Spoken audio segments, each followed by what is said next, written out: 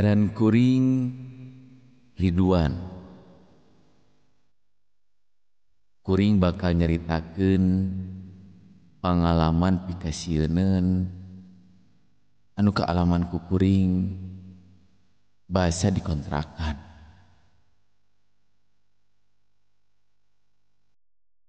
Kuring pindah gawe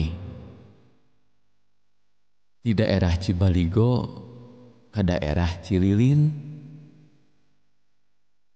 Ieu kejadian basa tahun 2015.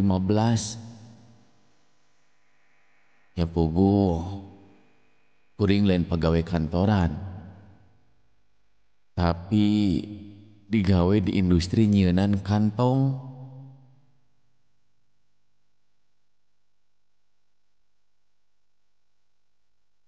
Pegawaian kuring nyaeta di bagian ngajahitan kantong.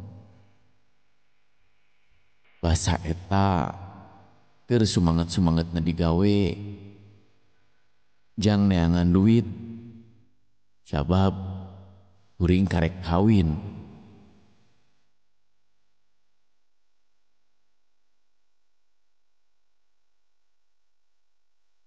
Kuring orang Bandung. Kuring biasa bolak-balik ka Cililin jeung Bandung. Pamajikan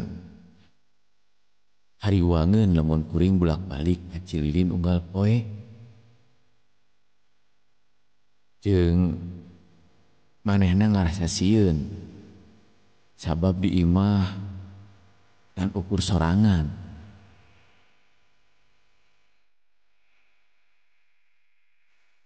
Tuluy manehna ngomong ka kuring,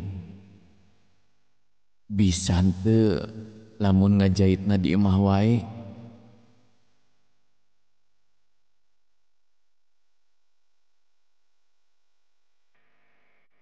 Nya cek kuring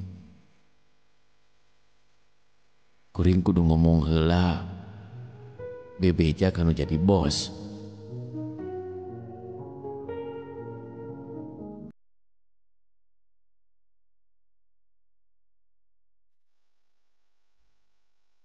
Isukna kuring init gawe, basa geus nepi kebeneran digerowan kudu jadi bos. Manehna nanyakeun kahirupan anyar kuring ngeunaan pagawean.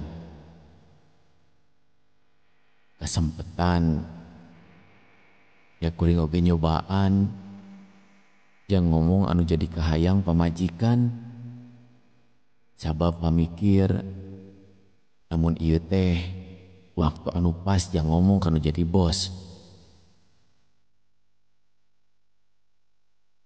Harita kuring ngomong kanu jadi bos, manehna oge paham naon anu jadi maksud.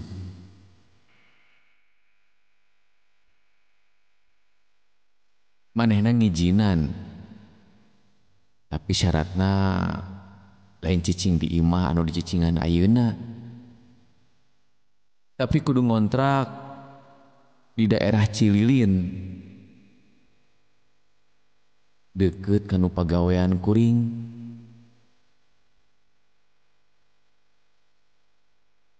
Ya akhirna kuring nyanggupan sabab kuatir ka pamajikan kudu ditinggalkeun wae gawe.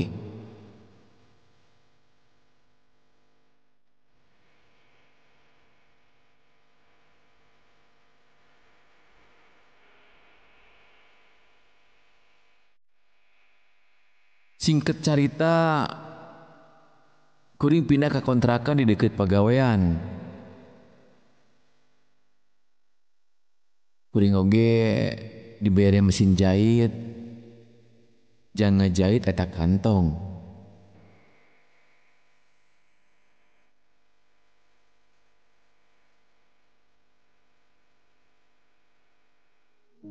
Ya kuring ngobrol lila jeung anu jadi bos perihal kontrakan anyar jeung kumaha tempatna.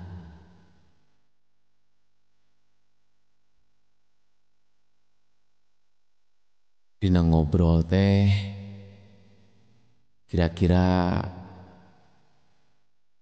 aya kana jam 8 peuting pamajikan nelpon.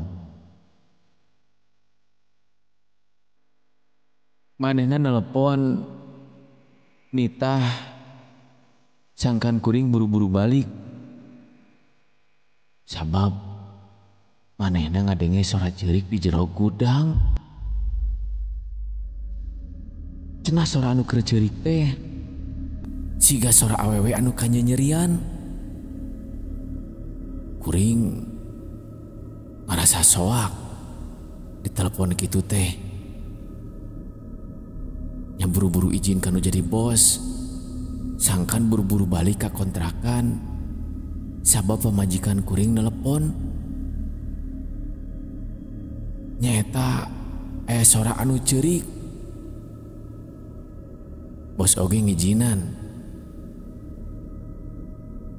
Sangkan kuring buru-buru balik.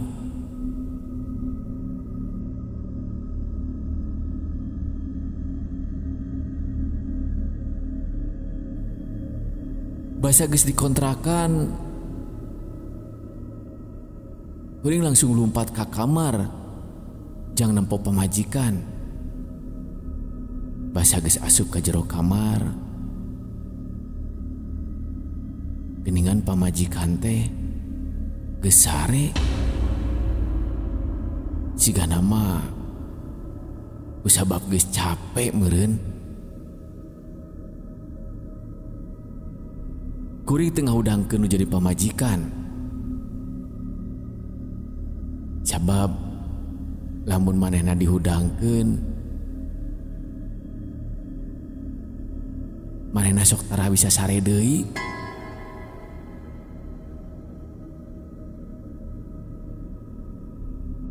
Isukna kuring nanya anu jadi pamajikan, lamun peuting teh bener aya anu ceurik di jero gudang. Tapi aneh, nah pamajikan bet ngomong lamun manehna teu rumasan nelepon jeung ngomong aya anu ceurik di jero gudang.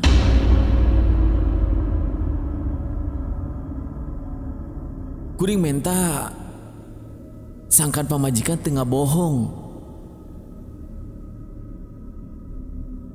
Lamun lain manehna, saha deui anu nelepon kuring?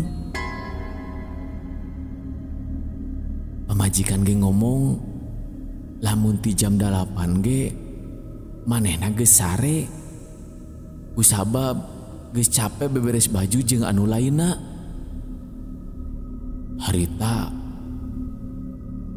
kuring oge ngahuleng mikiran, saha atuh anu nelepon teh?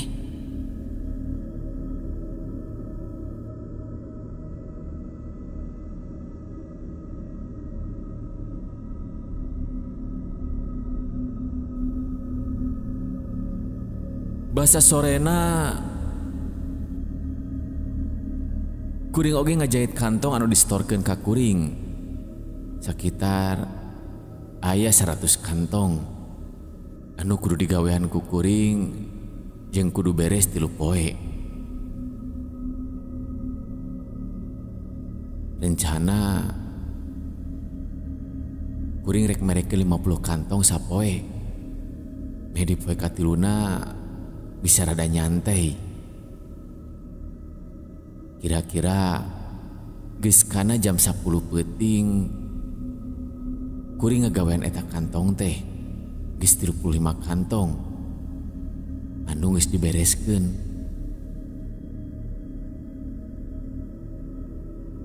Nya kuring istirahat heula di ruang tamu sabari nonton TV jeung ngopi.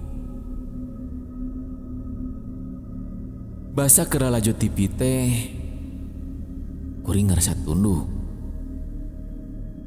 jeung kasarean. Basa kuring keur sare ngadenge aya suara anu ceurik Sorana tarik pisan siga anu gigireun kuring.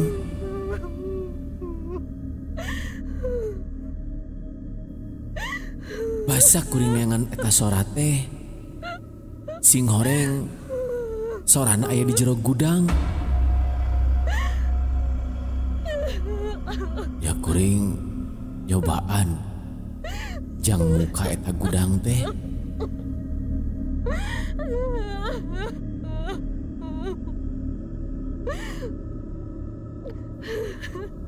Basa dibuka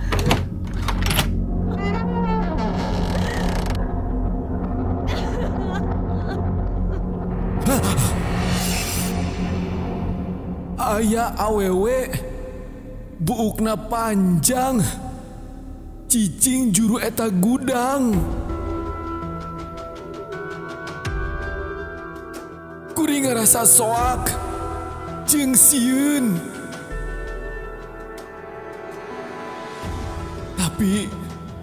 Tapi kuring ngawanikeun maneh jang nyampeurkeun eta awewe teh. Basa kuring karek ngalengkah. Eta makhluk teh hiber ka deket kuring. Anu tadina manehna ceurik, ayeuna manehna jadi seuri cicikikikan.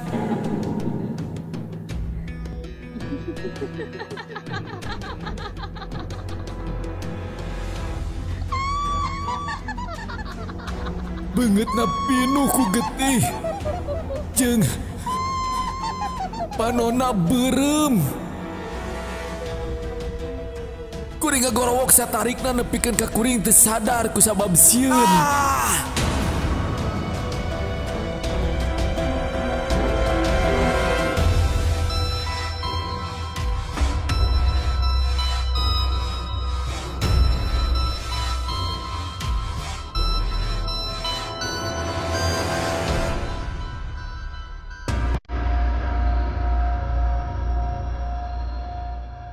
Isukna pamajikan kuring nanyakeun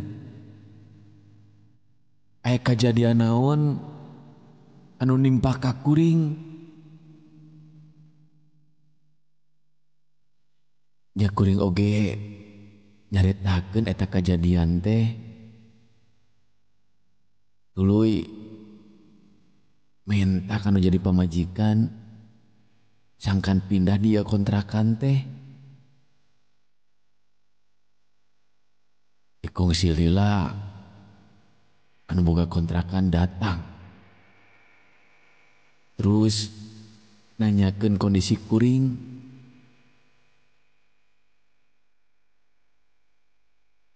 Asa kabeneran waktu anu boga kontrakan datang. Nya kuring nanya naon anu kajadian kaalaman ku kuring di imah ieu. Nah imah teh memang geus aya anu ngageugeuh.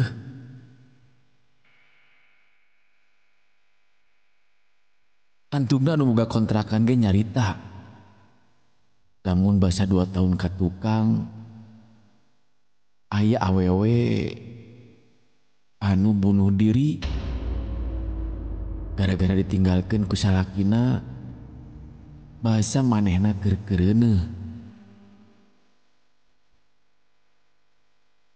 Anu boga imah ge ngabejaan namun eta gudang teh tempat di mana awewe eta bunuh diri.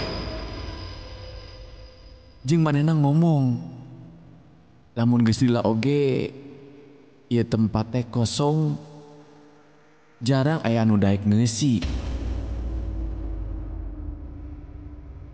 Nya kuring nyerita kanu jadi bos kuring soal kejadian anu kaalaman. Anu jadi bos nawaran kontrakan di daerah pagawean kuring.